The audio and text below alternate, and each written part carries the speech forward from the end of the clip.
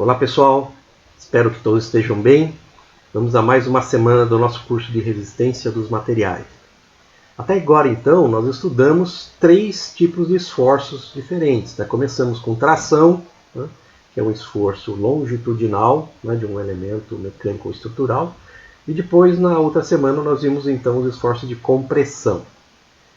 Na última semana, nós passamos então a estudar o esforço de cisalhamento, que é, diferentemente dos outros dois, é um esforço que tende a cortar o material, no sentido transversal do seu eixo longitudinal. Essa semana, então, nós vamos estudar um quarto tipo de esforço, que é o esforço de flexão. É um esforço bastante importante, e ele tende a provocar o curvamento da peça com relação ao seu eixo longitudinal, como a gente pode ver aqui nessas figuras abaixo.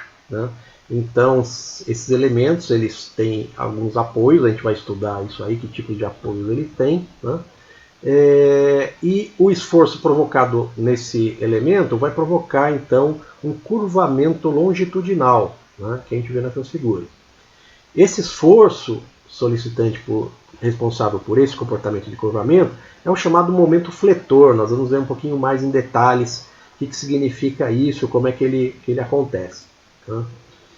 Provavelmente a flexão é o tipo mais comum de solicitação. A gente vê em todas as aplicações, no dia a dia da gente, nós verificamos várias utilizações aí em que existe o momento fletor. A gente diz que os elementos de máquinas que atuam como vigas são estruturas que se assentam em ou mais apoios. Nós vamos também ver isso nessa semana. E nessa aula introdutória, eu queria apresentar aí algumas aplicações típicas dos esforços. Vocês vão ver como isso está presente no nosso dia a dia. Então, algumas figurinhas aqui. Então, qualquer construção, ela lida com esforços de flexão. Essas estruturas de concreto elas vão estar suportando uma carga aqui no meio e elas vão estar sujeitas a esforços de flexão.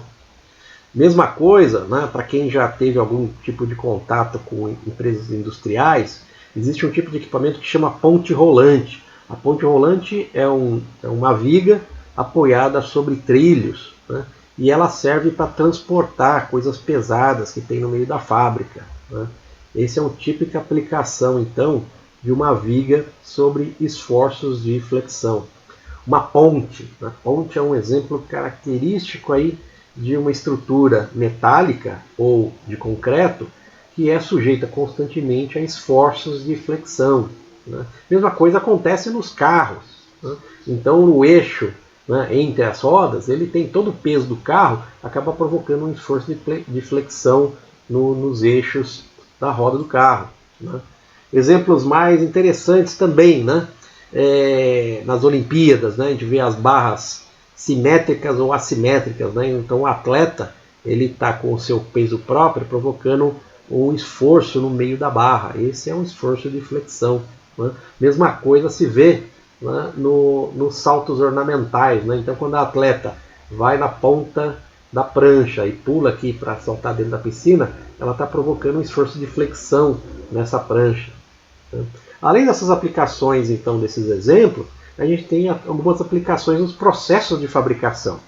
Então, na disciplina que vocês vão ter de processo de fabricação, vocês vão ver o processo de estampagem. E na estampagem eu tenho dobramento de chapas. Então, isso aqui são todas as peças que são dobradas. Então, o esforço predominante nesse tipo de conformação são os esforços de flexão. Aqui um filminho.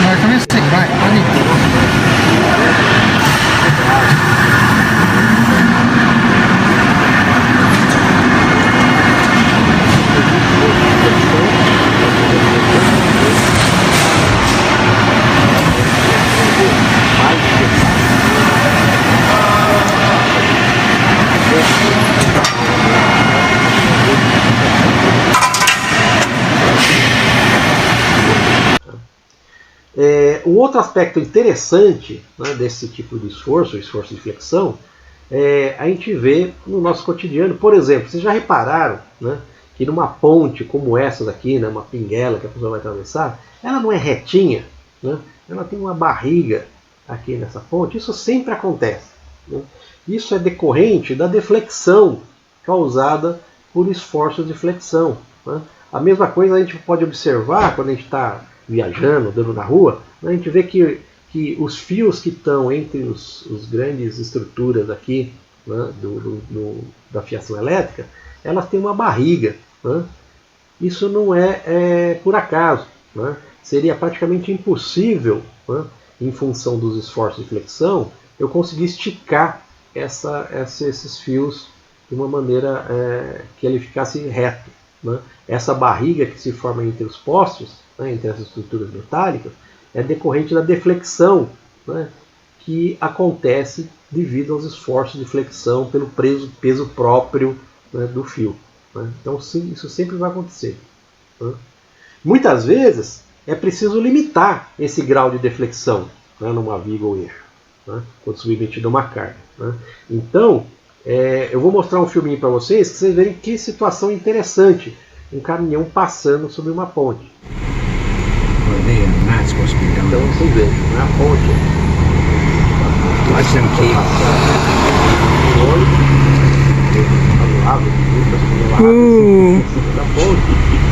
Wow. Look at the dip. Oh,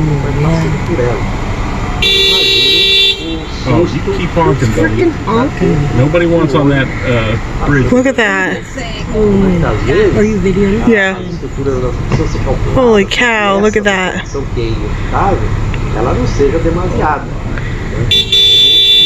Uma situação I don't know. Somebody's going through magic. Um outro exemplo interessante é um prédio, né? É a flexão que acontece no topo dos prédios. Então, em fevereiro de 2018, aconteceu uma coisa interessante que vocês vão ver nesse filme aqui, ó.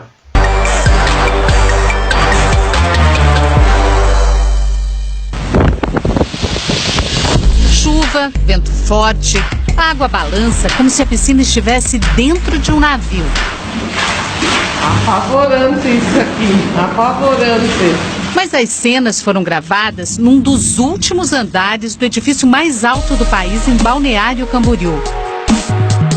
São 177 metros de altura, um prédio de luxo com apartamentos que custam em média 10 milhões de reais. Entramos em um muito parecido com aquele das imagens.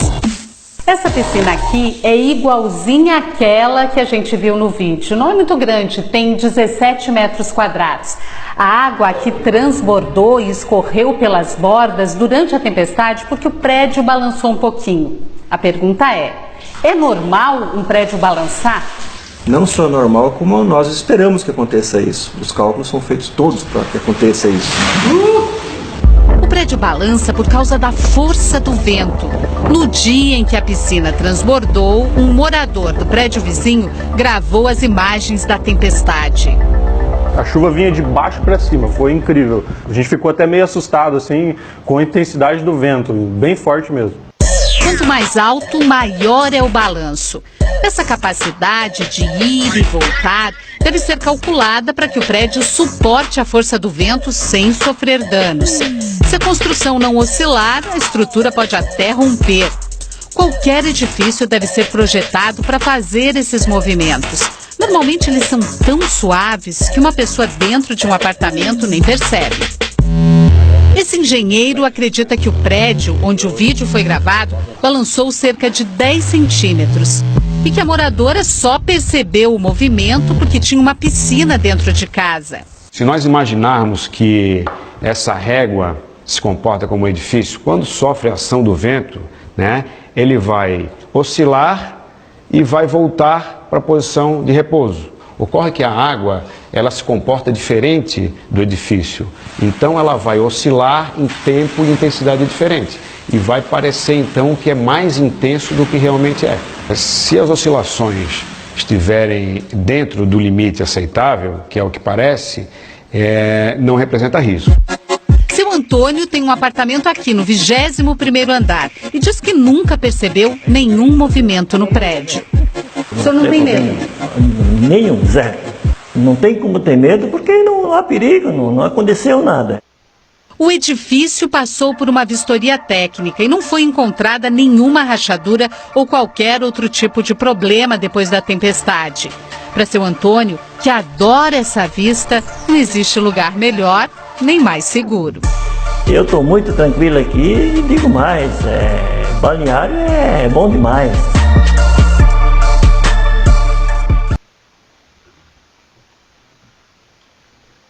Então, pessoal, essa aqui foi uma introdução, né, ao assunto que a gente vai discutir nos próximos vídeos.